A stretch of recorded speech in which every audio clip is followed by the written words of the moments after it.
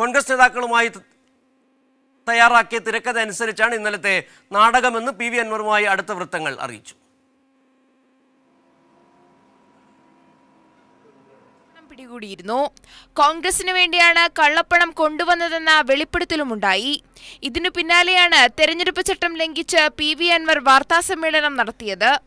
കള്ളപ്പണത്തിനു പിന്നിൽ മന്ത്രി മുഹമ്മദ് റിയാസ് ആണെന്നാണ് അൻവറിന്റെ ആരോപണം. എന്നാൽ ആരോപണം ഉന്നയിക്കുന്നതിന് തൊട്ടുമുമ്പ് ഫോണിൽ വന്ന ഒരു സന്ദേശം സഹായി അൻവറിനെ അറിയിച്ചതിങ്ങനെ: